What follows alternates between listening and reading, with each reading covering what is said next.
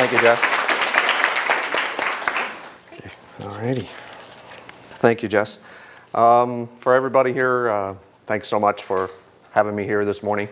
I look out amongst you and I see such a diverse age group of cancer, people who are battling cancer, people who are in remission, and it's quite humbling for me because there's a lot of times that I'm at home and I think I'm the only one.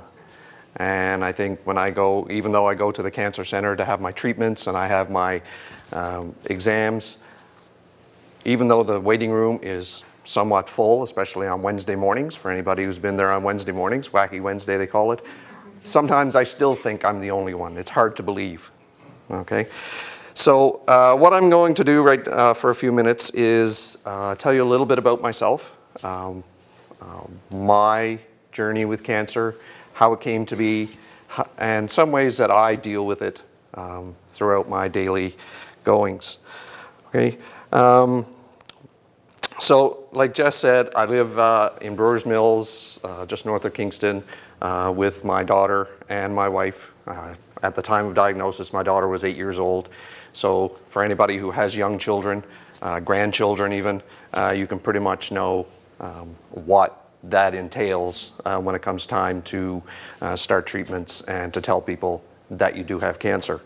I was diagnosed in December of 2013. It came as quite a surprise. Up until that point, for all intents and purposes, I was never sick. I can't remember the last time I had a cold. I can't remember the last time I had the flu, an infection, anything of the like. Can't remember. Then all of a sudden one night, I was in extreme pain. I was taken to emerge, diagnosed with a kidney stone, and from there, I had an elevated white blood count and an enlarged spleen, and here we are today. Okay, they found out through the kidney stone diagnosis that I had somewhat of a cancer. Biopsy was done, and the rest is sort of history. In January of 2014, I started treatment. I did 6 treatments of bendamustine and rituximab. It went very well. I didn't lose my hair. I remember when I did my first consult, I spoke with my nurse at the time, and she said, in the oncology unit, she said, I said, how about my hair? And she looked at me and said, no, you're going to keep it. And I went, I don't believe you, but we're going to go for it. And she was right.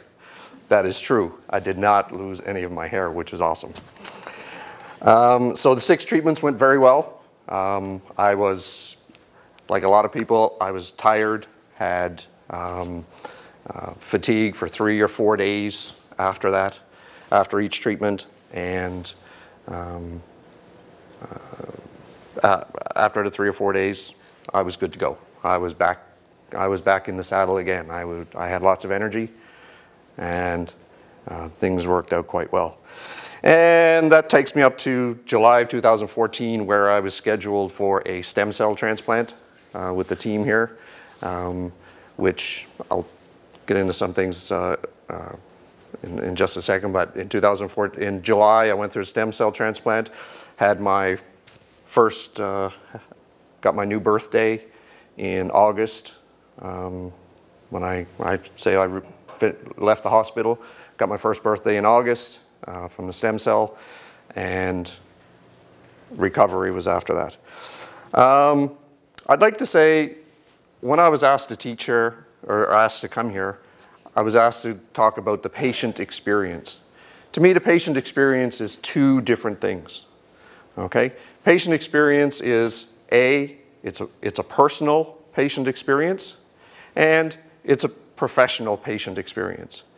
Personal being the way you interact, the way you get support from the people around you, whether it's immediate family, the community in general, friends, whatever the case. And you also have the professional patient experience, which is like it says, professional. It's at the cancer center, it's with your family doctor, with the oncologist, with all of those great people there, okay?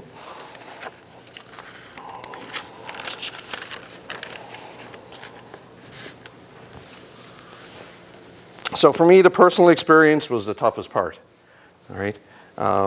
We found out in, I think it was about the 17th of December of 2013 that I was diagnosed. And, well, a week later is Christmas. So what do you do? So we didn't tell anybody. That's the way we dealt with it. We didn't tell anybody. We kept it all to ourselves. My wife and I kept it to ourselves. Didn't tell us all. It was a tough Christmas. We tried to keep it as normal for our daughter. We tried to do those sorts of things before we let the cat out of the bag. And for all intents and purposes, it worked pretty well. Okay? So with that and over that time, we went through, as I'm sure most, if not all of you have gone through, we went through all of the emotions. We went through the grieving process, the why me, the what ifs, the fear. We went through all of those things. We'd sit at night and we had our little cries, and we had all of those things. But in the end, we came out much stronger for it. So what I say to, the reason I bring those things up, they're a little personal, but what I say to everybody here is, don't be afraid to do that. If you're new to this, if you've been battling for a while, then you've gone through a lot of this. If you're new, have your cries. Have the fear. Don't be afraid to, wake up your partner at night and tell him you're afraid of what's going on. Ask the questions, why me? Do all those things. It's really important to the journey. Okay, my wife, she became right away, as I would expect, but was sort of overwhelming. She became my rock, my supporter in everything that I did. Sometimes too much. Sometimes she got on my nerves. Sometimes she told me to do things and I would say, no, I'm not doing that. And she'd do it. Yes, dear. And I did. I had the last word, so it was yes, dear. So she did it. She took over that role for me. Where I was the guy and didn't want to talk about it or do anything about it, she made sure it happened, and she still does. Okay? One of the things that was told to me when I started all of this, again, for somebody new, is this is your time. This is your journey, which I disagree with. This is not just mine. It's mine, it's my family's, it's my friends, it's everybody. I was told, be selfish. I thought, wow, okay, this is the time. I'm gonna do this now. Well, it's not quite like that. This is my time. This is my time to be selfish. If I wanna do something for me that doesn't impact people in general, doesn't impact my family negatively, I do it. If it makes me feel good, I do it. This is mine, and I'm gonna keep doing that. Do whatever makes you happy. One of the things that started right away when I had diagnosis, and I put it out there, people said, I had people phoning, emails, Facebook, all those things. Hi, how you doing? I was surprised, all of these things, and I thought, okay, well, I'm going to tell the story to you, and I'm going to tell the story to you, and I'm going to tell the story to you. And then I thought, oh God, okay, I don't want to tell the story every day. I don't mind talking about it. I actually enjoy talking about it, but I don't want to tell the story every day. So I started a blog. What I did is myself, I had mine for the patient experience, and my wife, she said, well, not to be outdone, you're not getting all the glory here. She started her own blog that was her experience. And she talked about her experience and her experience with our daughter and the feelings that they were encountering, the things that they were thinking about, their concerns. And for us, it worked out really, really well.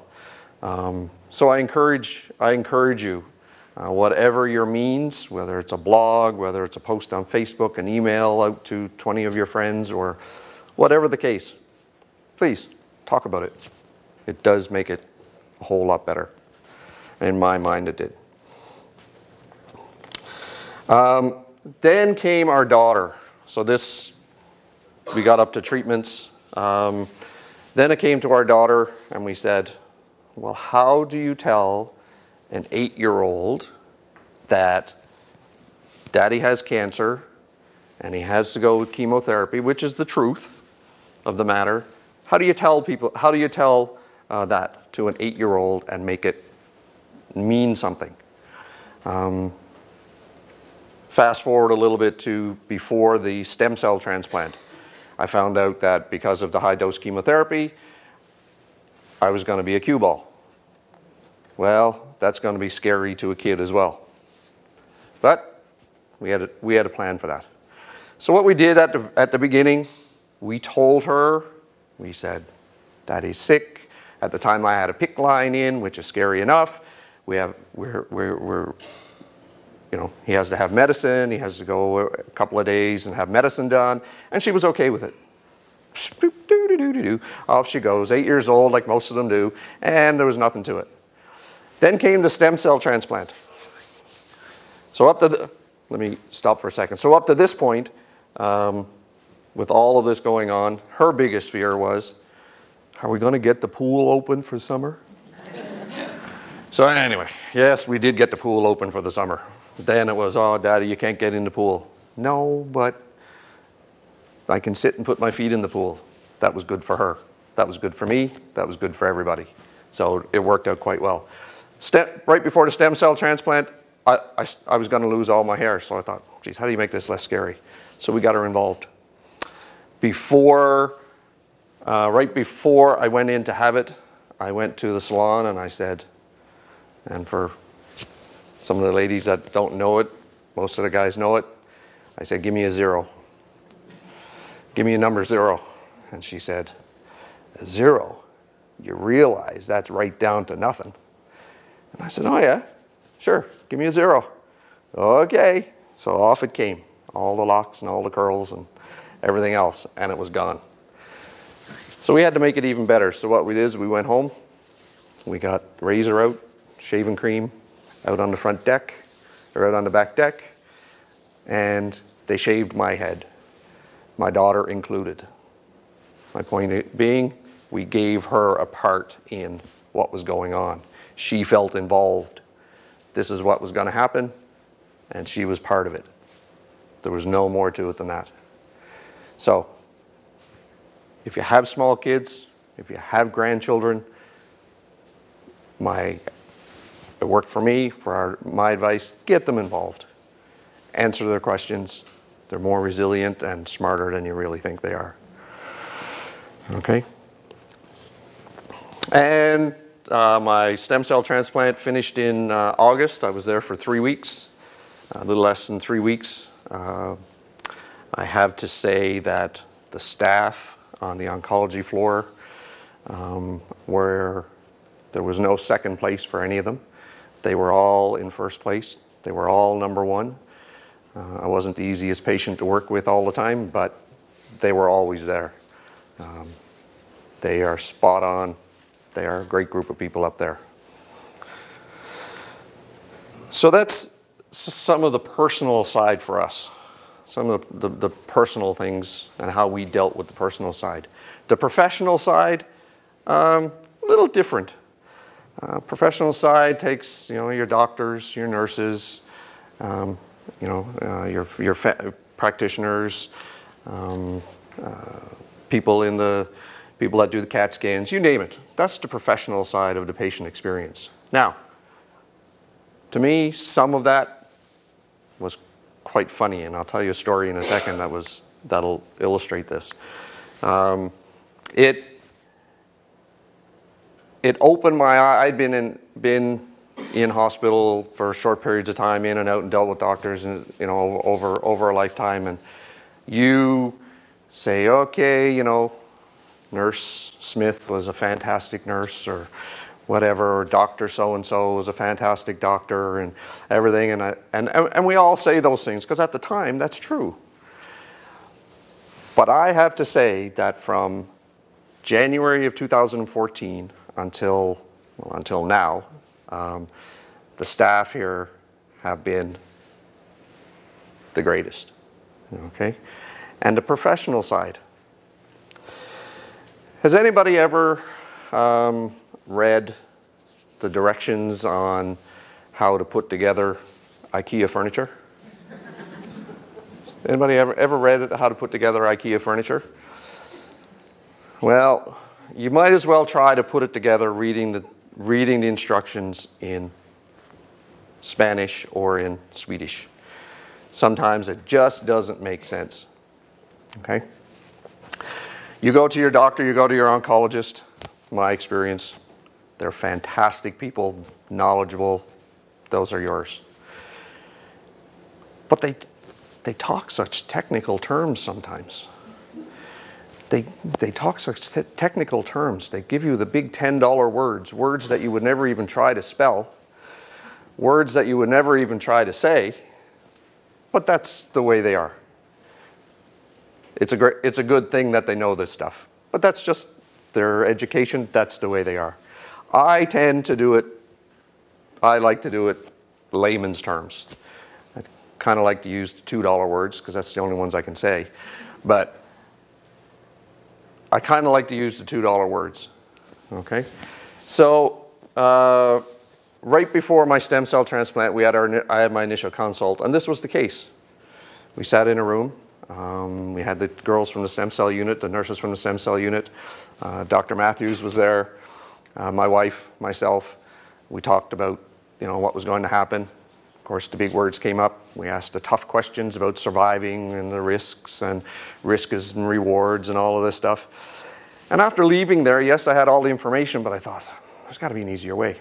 So what I did is, and the reason I bring this up is because if this works for any of you people that have procedures coming up, let your doctors know, because I've brought it forward many times that this could be a program in the hospital. I was put in contact by a gentleman who had just gone through a stem cell transplant by one of the nurses in the unit, and she, and then I met with this guy. He was much older, he was 67 years old, and I met with him at Starbucks. We had a coffee, and he explained what he went through. He explained to me how he felt, what it was like afterwards, what side effects he had. We're all different. Every single one of us with lymphoma is different. But it was nice to hear it in the layman's terms to get that. If you have somebody you can lean on in that sort of situation, it's a great thing. We need the technical terms. We need the technical people. We need our oncologists. We need our doctors. We need our nurses. But we also need to relate to each other as well. And this is a great way to do it. So I was going to tell you just a quick little story about what was a technical, when I talked about the technical on the oncologist. I've told this story. Several people here already know it. Leanne already knows it. She was there, actually. I was, right before stem cell, I was brought into KGH to emergency. I was febrile, had a fever, and I was laying in emerge. The resident oncologist there, right away, reverse isolation. Now, if any of you are not aware, reverse isolation, meaning I wasn't in mask and gown, but anybody that came in around the curtain, they had to be masked. So my wife was sitting there in a mask and a gown. Nurses were coming in and out, the doctors were coming in and out, and they were masked and they were doing their thing. So I just happened to have a little nap, like you do in the peaceful world of emergency. And I woke up, at one point I woke up and I got this, hey, Eyes open. So when I looked, there was this big man standing above me. And out by the curtain, there was, well, I know now Leanne was one of them, and several doctors inside the curtain. And right away, being my own advocate, being my own taking care of myself, I panicked. I said, get out! You guys need to get out of here. You need to be masked. It's reverse isolation. The resident out there says everybody has to be masked up and gowned before they come in here. You can't be in here. It was a little bit more forceful than that, but that was the gist of it. And this big gentleman that was standing over my bed looked down at me. I said, the hematologist says you have to be gowned. He looked down at me and he said, I am the hematologist. This was, the person standing above me was Dr. Lee. So any of you who know Dr. Lee is a patient, he was standing above me. So I tell that because one of the things that I started doing is, and I ask everybody to do, is become your own advocate. Ask the questions. Ask your doctors. Ask your nurses. Challenge them. Ask them what's going on. When they give you the $10 word, ask them about the $10 word. Make sure you know what's going on with your treatment. Okay. I'm going to end off. You've heard it from many people before. Okay. First off, that's my story. I've been in remission since August of 2014. My hope is to be in remission for a long time to come. And I'm working towards that. Okay, working very hard towards that.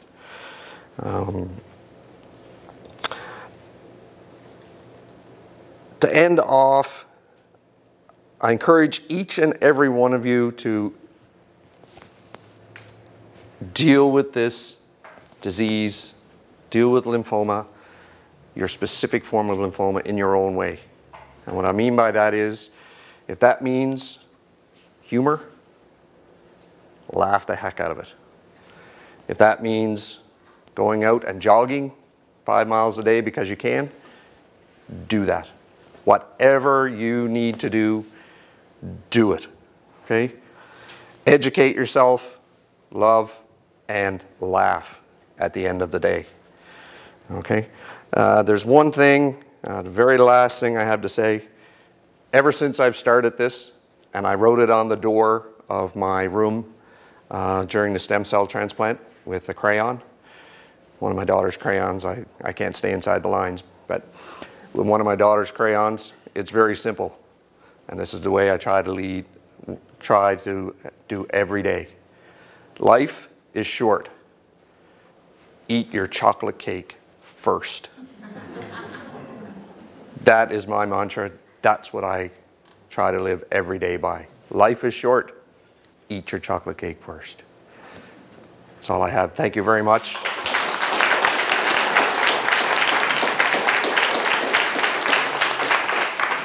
Thank you so much. All right, thank you. Okay, hello. Can I try again? Is that good? Yeah. Okay. Today I'm here speaking to you as a 21-year-old student who has just completed my 3rd year in the Commerce program at Queen's University.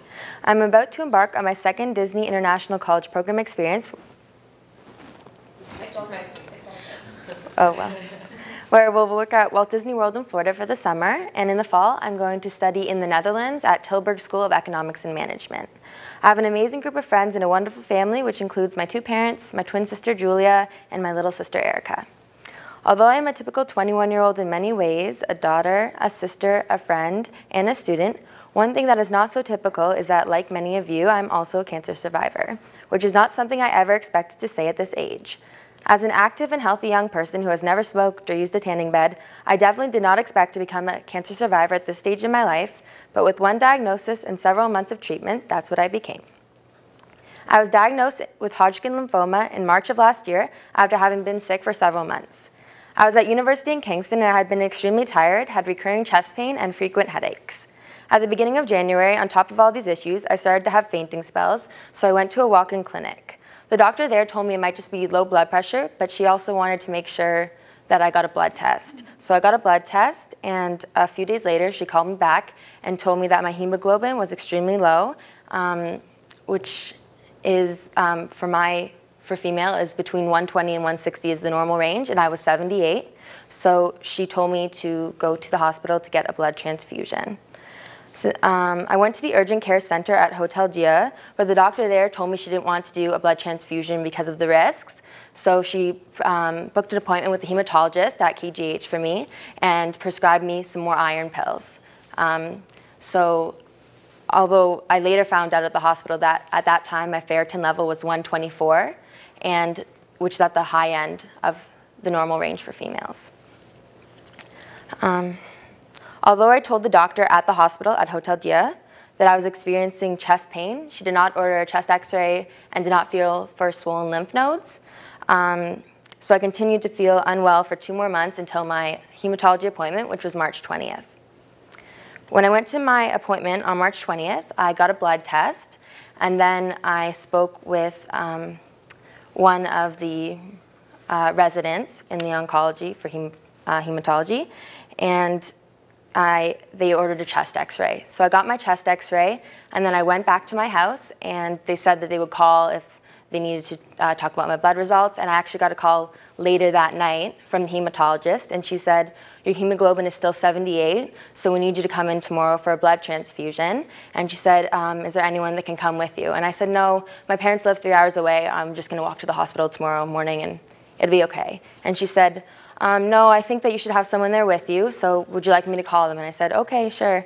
And so she called my parents, and then the next morning, my mom picked me up from my house and drove me to the cancer center in Kingston because I thought I'd be getting my blood transfusion, which I did. I got my blood transfusion, but then they also ordered a CT scan, and the CT scan showed a large mass in the center of my chest and a large pericardial effusion, which for maybe people who don't know, a pericardial effusion is fluid buildup around the heart.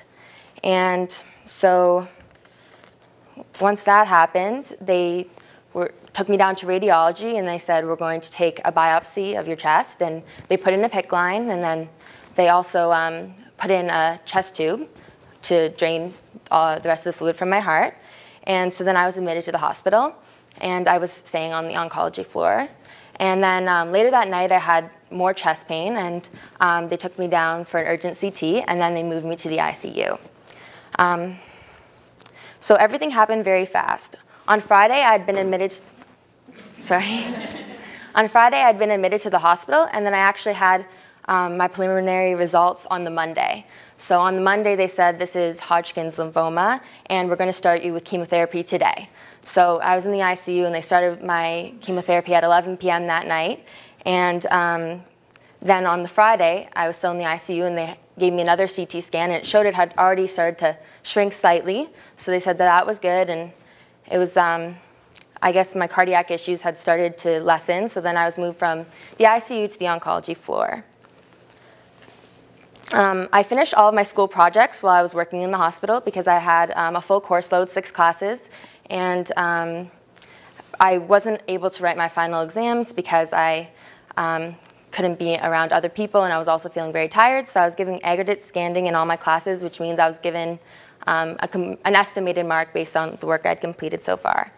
I completed the rest of my chemotherapy treatments at South Lake Regional Cancer Center in Newmarket, and although my blood counts were very low throughout the treatment, I'm pretty young and I was feeling okay, so they just went on, and I got my treatment every 2 weeks until the end of the 12 treatments. I was not able to travel to Walt Disney World to work for the summer, obviously, so I did an online university course instead. And I was also not able to start my study abroad in the Netherlands, so because I had the end of chemotherapy and I was also starting radiation. So I took 4 online courses and completed a full course load for that semester. At the end of my 4 weeks of radiation, I decided to get a job.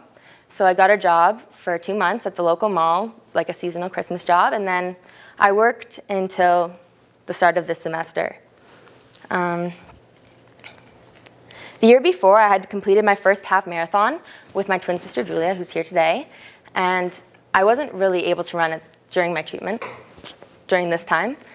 So my sister decided to run her first full marathon, and her, along with two of my friends, decided to participate in the Scotiabank Charity Challenge and fundraise money for Lymphoma Canada. So my sister raised over $20,000, and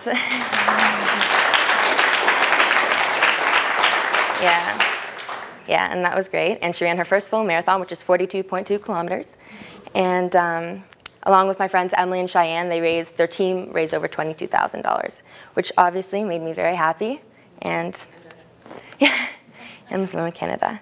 I was fortunate to be able to travel to Florida twice during the time in between my chemotherapy and radiation, and I also got to go to Cuba with my family. I went back to living in Kingston and attending Queen's full-time in January, and I am happy to now be 3 months cancer-free and to have completed my 3rd year of university on time. Throughout this experience, people were constantly asking me how I felt, and I always said to them that I felt great. Although I'd never heard of lymphoma and I was initially very worried, I felt confident that the treatments would work, and I felt really grateful to be able to receive that medical treatment, originally in Kingston and then in South Lake. I remember one day I was in the hospital waiting for an echocardiogram, and this was just a few days after my very first diagnosis, and I had this big medical binder with all my personal files, and I'm not really sure if I'm supposed to be reading it, but I did because I was waiting, and the social worker's note said, "Christina seems to be coping very well. I'm worried maybe too well." I don't actually think I was in denial. I was just trying to be as positive as I could, especially because my mom was there, my sisters had visited, and I didn't want them to see me upset. But I think that trying to be positive and trying to say I feel good and trying to not pretend like it wasn't a bad situation, but trying to be as optimistic as possible actually did make me feel better medically as well. The experience definitely wasn't easy though, and there were many days where I felt very, very exhausted. One thing that was especially tough for me was the fact that I've always been afraid of needles. When I was in the hospital, I developed a blood clot in the arm with my original PICC line, and I had to receive a blood thinner injection every day, which I dreaded, and they were going to tell me to continue on with the blood thinner injection at home, and they said that my mother could give it to me, and I said my mom is not coming near me with a needle. So then I switched to pills. By the end of my chemotherapy treatments, I would also feel anxiety every time I went to the hospital because I could feel that feeling of how you know you're going to feel after you receive your treatment. And then another thing that was a little bit more difficult was that for me, I was very worried about, and that my oncologists were as well, as the secondary cancers or heart disease and this and that. And I did have radiation to the chest and neck, and I am pretty young, so those are all not ideal things, but I feel really fortunate to be feeling great right now. And my lymphoma experience did change my life because I was no longer just a healthy university student whose only worry was getting good marks. I worried about the future, and I wondered if I'd ever be able to achieve the life goals that I'd set out for myself. But what helped me stay positive was keeping busy, so that's why I did all the online courses, that's why I got a job. I like to stay as busy as possible and try to get out there and, go out, go to the movies, go to the mall after my chemo. And another thing that I did that helped me was when I was first diagnosed, I made a list of all the things that I'd done that I was really thankful for, and I made a list of all the things that I wanted to do in the future. So then some of the things I've already done, like I wanted to go to Walt Disney World at Christmas because they do a big Christmas thing.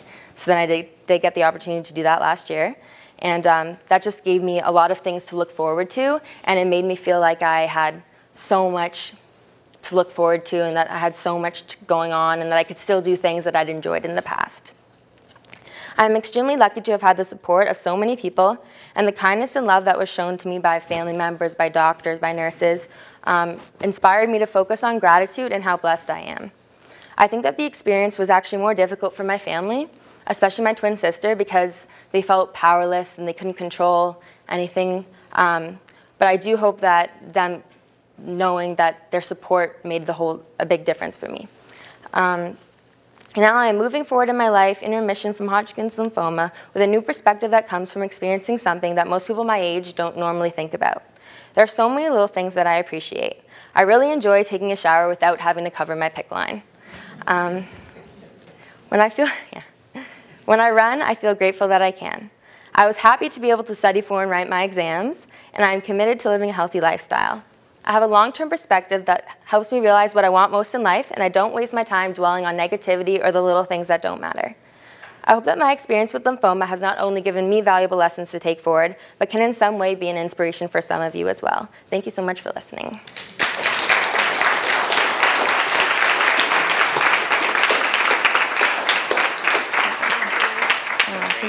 So today there's two of us here that have a very rare non-Hodgkin's lymphoma, Waldenstrom's macroglobulinemia. Yeah. And it's indolent, of course, for others, so they know that. But there's two genetic mutations in it. And one of the things that coming down the pipeline is we analyzed the human genome, and we're now analyzing cancer, aspects of cancers. Considering that there's two genetic differences in our kind of cancer, one of them is inherited and one is not. One of them responds, the non-inherited one, the wild type, responds better to ibrutinib, for instance, than the wild type. Yeah. So in Canada, or Ontario, that's where we are, genetic testing isn't really done. And the lady here that had the non-Hodgkin's, here's a set of twins that, oh sorry, there you are, that one had non-Hodgkin's. It was Hodgkin, actually. Oh, sorry, Yeah. Hodgkin's, sorry, Yeah. apologies. Yeah. There might be some opportunity to analyze the situation. So it's kind of asking you, but did you have a DNA workup or any kind of genetic counseling?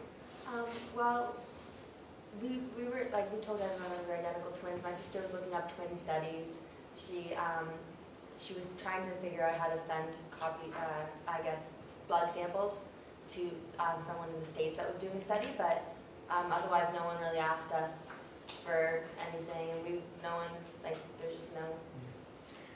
So there's not so I'm kind of heading down, but it's a long, complex question.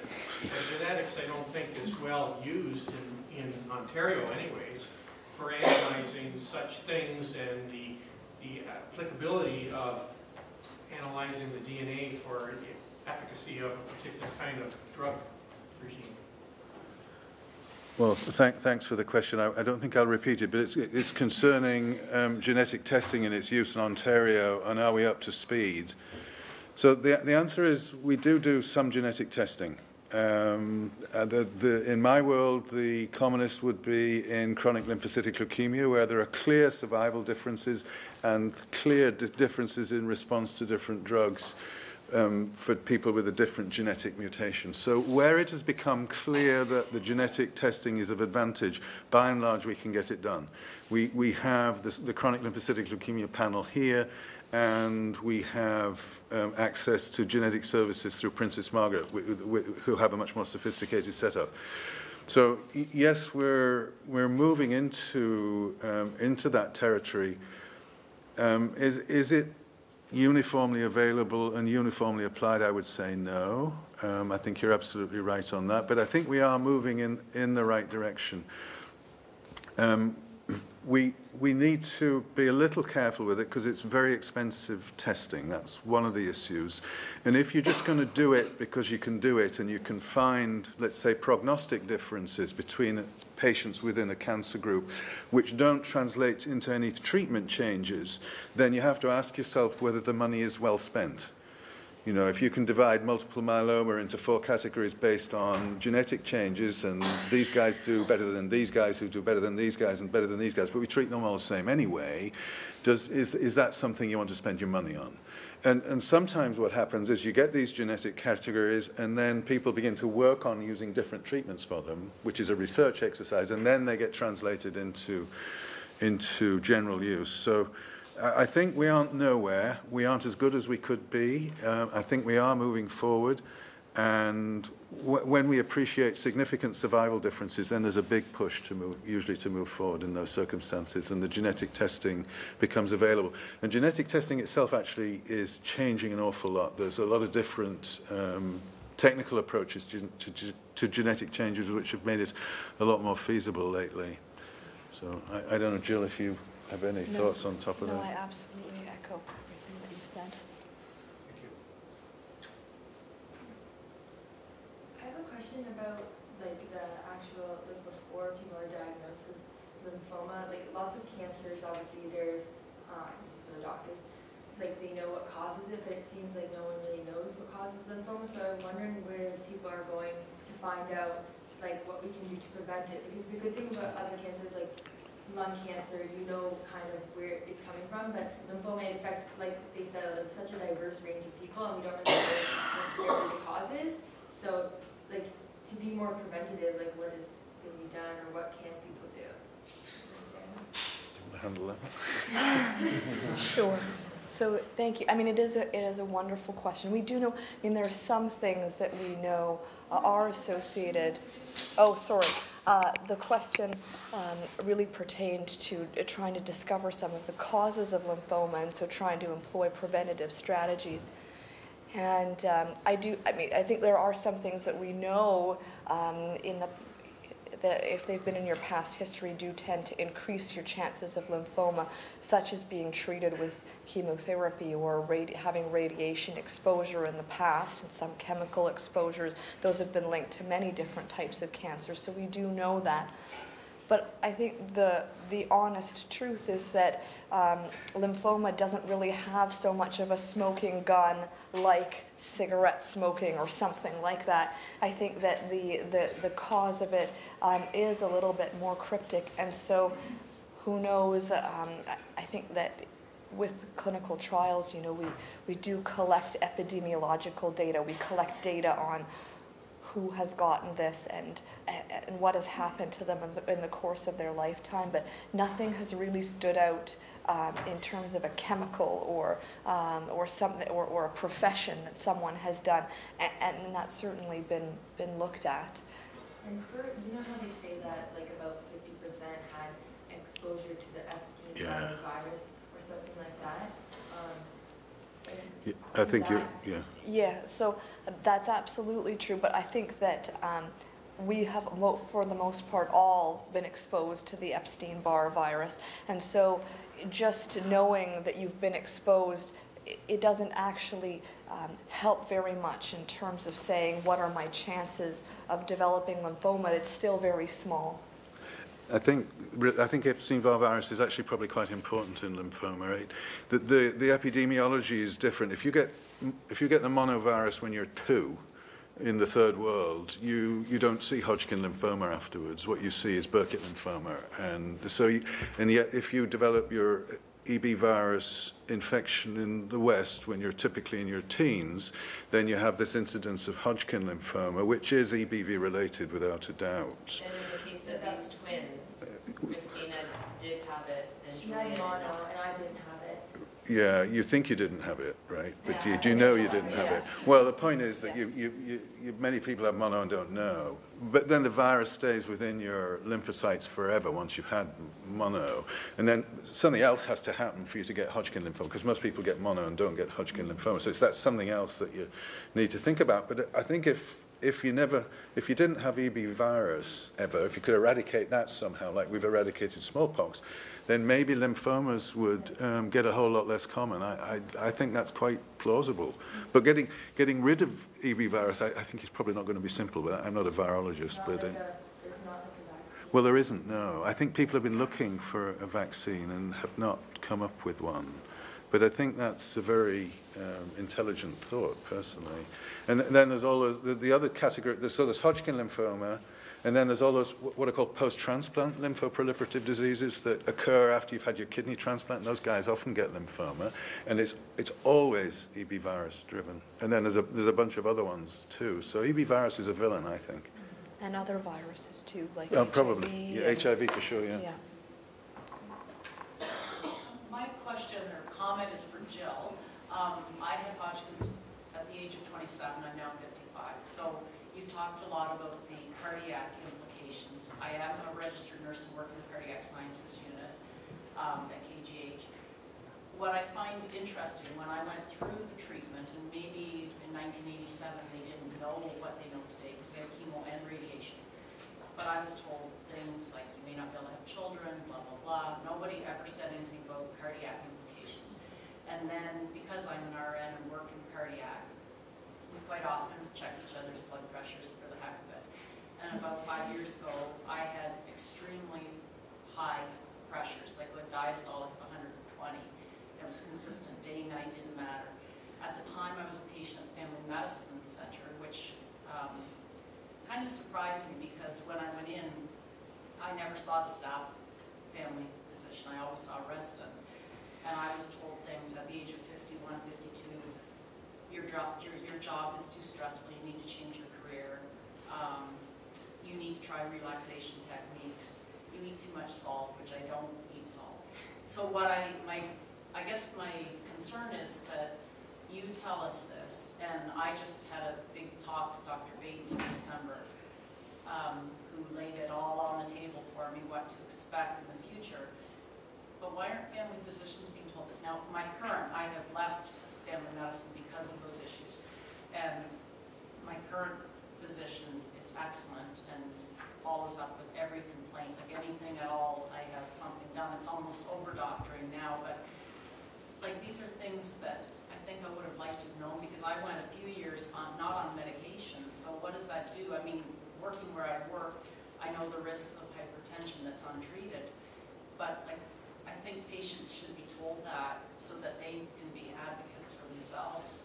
Maybe they are today, I don't know. Back then I wasn't told that. So. Yeah, and so that's absolutely right. It's very difficult for me, obviously, to comment on what's happened in the past, but now we do try and educate patients who are coming through about the potential side effects of chemotherapy. And it is very hard to try and keep all of those things in your mind at a time. It's a lot of overwhelming information. And as the incidence of heart disease, as the risk, I should say, of heart disease, it's a small increase. It kind of maybe tends to get buried amongst what if my lymphoma comes back, and a lot of these other worries that seem far more in the forefront. But I know that whenever I transition care of my patients to another provider, whether that be another hematologist because they're moving or back to their family physician, I do try and put in my letter all of these types of long-term risks, the things that I would be looking out for, the things that would be of concern to your health going forward. And you know, family physician, these are things that are discussed, certainly going through medical training, but Hodgkin's lymphoma not being a very common malignancy, it just doesn't happen all that often to have a survivor of Hodgkin's in the clinic, and so for a family physician, it would be difficult for them to keep in mind all of the potential complications, especially since the treatment varies, and so the complications vary depending on your treatment. So it's true that I think going back to being an advocate for your own health, that you have to have that conversation with your team and know what applies to you so that then you have that knowledge and you can advocate for yourself as well going forward. If I could make a brief comment, I'm guessing you were treated 28 years ago since you're 55. So 28 years ago, we just began to realize that the survivors of Hodgkin lymphoma were suffering from other things. We hadn't really realized it until then. So that's when the news began to break. And the name of the game in Hodgkin lymphoma now is to treat patients so that 20, 30 years down the line, which most of them are going to get, they don't get heart disease or they don't get cancers and all that stuff, or at least they're cognizant of the risk. But when you were treated, we really didn't know that stuff. And we're now teaching that stuff, but we weren't teaching it 25 years ago. We were still delighted that we were curing Hodgkin lymphoma. Whoop-de-doo. And we weren't thinking about the other bits. So I think there's some history in this. Yeah. I'm fortunate that my family physician is actually married to a cardiac surgeon, so probably has the benefit of that extra knowledge. What I'm concerned, I guess, is that I hope medical students now are being taught that, because I didn't know that radiation could cause these problems for me. And so I'm like, why? I'm a fit person, I'm active, I do everything, so why do I have high blood pressure? And no one could answer it. And it wasn't until I actually talked to one of the surgeons who said, this is what the problem is, and it's not disease, it's the treatment that did it. But I thought, I would have, I mean, thank God, I think, okay, I have the advantage of having access to all these brilliant people. But what about the average person who just has a normal job and doesn't know, you know, because I see what happens to people who don't have high blood pressure treated. So I'm glad to hear that you're teaching that now. Yeah, and it's and your National Cancer Institute of Canada's clinical trialing is concentrating on that too. So they have a trial called HD6. I mean, it's an old trial now, but it's like it started about 10, 15 years ago, and with this in mind, to try and figure out whether chemo or radiation was better in the long run. And so it's being investigated, it's recognized, and it's being taught. Now, medical students get taught an awful lot of stuff. That's the other thing. And most of it they forget, in my experience.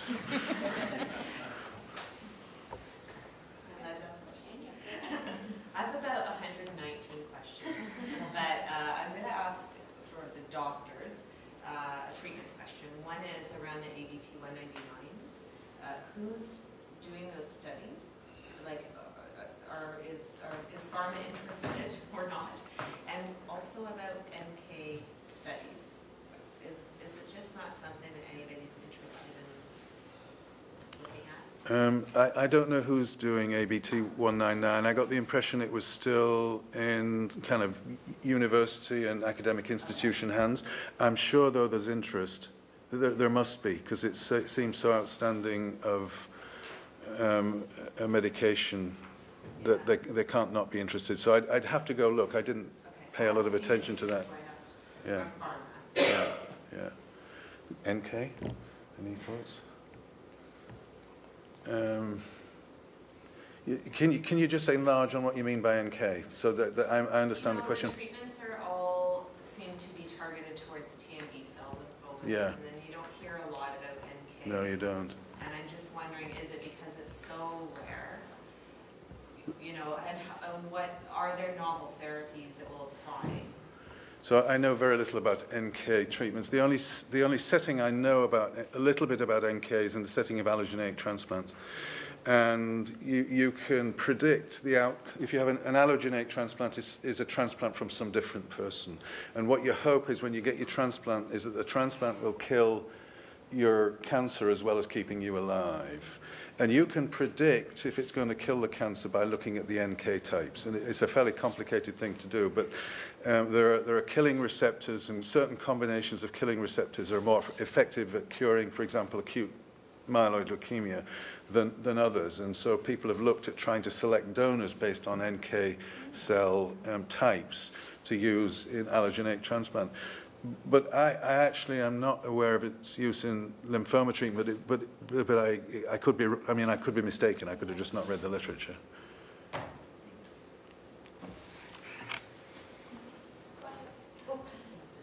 My question is regarding advocacy, and I'm happy for anyone to jump in, although I'm hoping that maybe Dr. Matthews will step up. I'm sorry to harp on this, but I'm half of one of the two people here that has one of the rare indolents, and it's WM. It's interesting because I have Lymphoma Canada and I have you folks all here. These people are also patient family advocates with CCO. So we are strong on advocacy. We are strong on trying to get everybody out there. These fellows have also both had one round of treatment already that's been paid for by the Ontario government. So they are now looking at having to fund whatever they want, whatever happens next, as they both inch out of their remissions. They've also both had consults at Princess Margaret Hospital, and I'm not asking you to speak to their individual cases, but when you come to the point where you feel like you've exhausted your advocacy channels, and they're both young men, where do we go next? And if anybody can suggest or point us in a direction, we'd be sure happy to hear that. Thank you. That sounds like a very hard question. Sorry about that. This isn't easy. No, I mean, there does come a point in a treatment trajectory where sometimes you run out of options. Yeah. And your only alternative there is to do the best you can with what you can for as long as you can, with symptom management often as the uppermost goal. So you change the focus of your attentions into that vein. Now, we do actually a substantial amount of advocacy behind the scenes. So that, for example, if we wanted to get ibrutinib for a relapsed Waldenström's macroglobulinemia that had been through our bender and the province wasn't going to fund it yet, we would do our very best to make special application to the government. Our pharmacy in the cancer clinic is adept at doing, they help us a lot with this. And then, did they, yeah, and they're very... This isn't relapse though, or refractory, this is recurrent. Right. So that's a different, we know we're in a very different category. Right, but even for recurrence, there are different ways of going. Some of them are more easily fundable than others. But we try very hard to get funded what we think would be best. And sometimes it means negotiating with insurance companies, but negotiating with drug representatives of the pharmaceutical industry as well. So we do our very, very best. But the funding environment is actually quite tricky, as you know. And yeah, I would say that advocacy, you know, it starts globally. Yeah. It also ends up being individual. Yes. But getting really involved before you need it is also important. I spoke a bit about that. Yeah. And we've done that. I think too with Waldenström's, like one thing that concerns me is a lot of the newer treatments that are the funding indications are for things like CLL. Yeah. But they would be applicable to Waldenström's in the long run, but they take longer to. Yeah. Typically, Which is Waldenström's challenging. gets the handoff from CLL, but in the Yeah. States, the FDA just recently, a couple months ago, actually approved ibrutinib Yeah. for Waldenström's, which is very unusual, because there's no other drug approved Yeah. for Waldenström's. Yeah. But I'm not here to make the Waldenström's plea. No, but I hear you. But in a sense, you're slightly better off than the CLL for the initial treatment because you get the R and the bender, and the CLLs only get the bender. They can't get the R currently. So just as that's for initial treatment, yeah. But after that, then it's maybe a little more difficult. I agree. As patients are diagnosed younger and younger for all types of lymphoma now, because that's, you know, it's not as much as it's great to say that 66 is your median age. 47 was our median age. Yeah. That's what we have to live with. Yeah. So, you know, 66 is great, but 47 was where we started, so. And when I went through it was our job, it wasn't, we didn't have a vendor must have. No. Didn't have the option. No. Again, not asking you to be specific. It's the general thinking that we would like to try to move, moving the clock back a bit for all of these people that are so significantly younger than 66.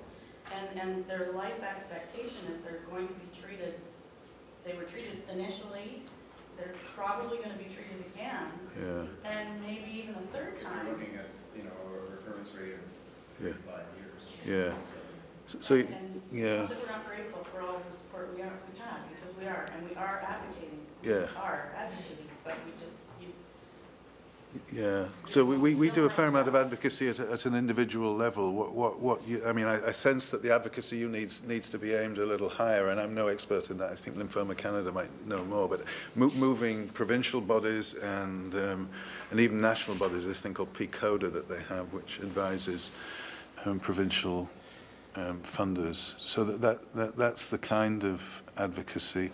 Your hematology site group in Ontario has a lay member. I actually don't know who it is at the moment, but they always have a lay member on that site group, and they're the site that advises the provincial government about funding issues around those, like what do you fund next for Waldenstrom, for example, that would be a legit. So I'm not sure if you might be able to find out who that is, and I don't. Are you So referring through to? Kincoder, through the Kincoder? No, I was referring to the cancer. There's a hematology site group that Cancer Care Ontario has, and they have a lay board member. They always have a lay member on the committee. It's a bunch of docs from around the province. I know because I sat on it many years ago. But Guideline committee? yeah.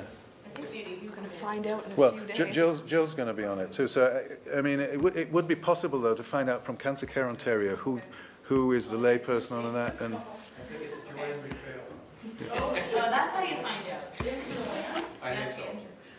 She's on that. And she might be able to help you in raising it as a patient issue. And these things have more power when they come from patient advocacy and from real people as opposed to docs.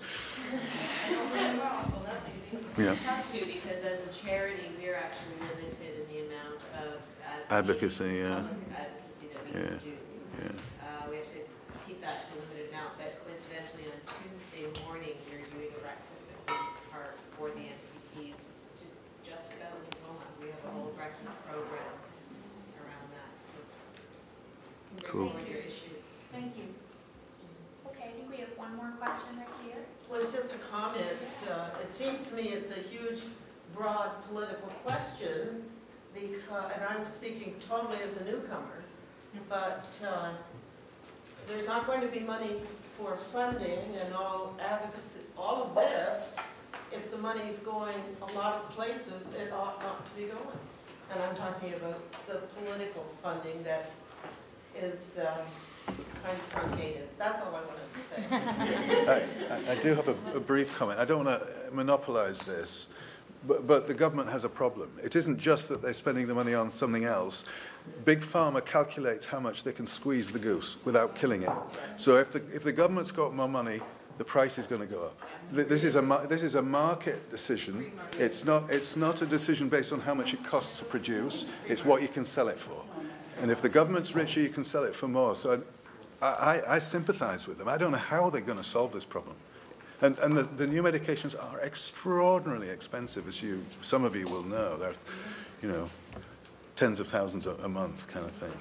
Just incredible. So I have sympathy for everybody. The patients, I have sympathy for the government. Big Pharma is very inventive in making us make new medications, so we get new things, and it costs a lot to produce them and all. Hundreds of millions of dollars to get a drug through a phase 3 clinical study, for example, and it can bomb at that point, and then you've lost all your investment. So it is what it is. I have no solutions, I'm afraid. Yeah. So, can I ask, it's two questions, but they're very quick, very Of course. brief yes or Go no ahead. answers. Yeah, go ahead. One for Jessica. Your slide that you had for tips for coping with fear and uncertainty after treatment, while we're in remission, I'm 3 years removed. Is that available as a sheet or on a website someplace? It isn't, but I can certainly, I can get it to you, absolutely. Okay. Yeah? We Yeah. have to work with Tanya to make some of this available Sure. through Yeah. the listserv that we've got from the registration. So Yeah. we'll talk about that, yeah. And then for Dr. Dubuque and Dr. Matthews, this is in relation to the nurse that had the chemo and radiation 25 plus or whatever years ago. For those of us who are newer out of it, and I didn't realize that after we're finished our annual checkups at the cancer center, at some point we're released to our family doctors to continue those yearly checkups.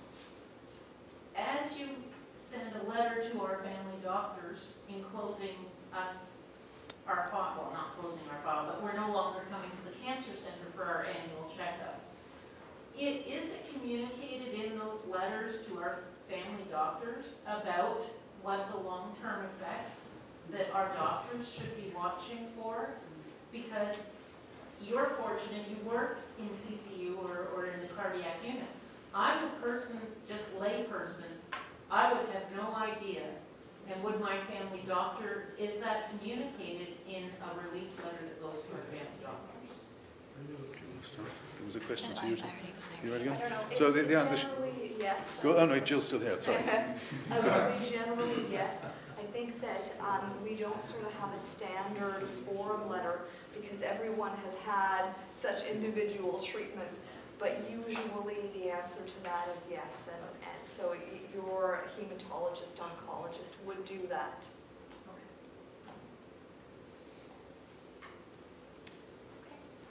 All right, well, thank you again to everyone, especially for those of you that have stayed and had this lively discussion. I really want to thank everyone for coming this morning. I hope that you found it helpful, both the presentations and also maybe meeting one another. I really, really want to thank all of the people who participated in the speaking today. So offering your expertise and your own experiences, it made the most. It was a great morning. I just also quickly want to thank the organization committee and also those nurses that helped promote the event. So I'm looking at you, Tracy. Did a really great job. Actually, all the staff at Kingston General Hospital, just amazing. It's really because of KGH that we're able to put this on, and all the speakers came from there, except for one, and except for Christina, who doesn't work there. But you know, everybody associated. So thank you so much for all the hard work that you put into it.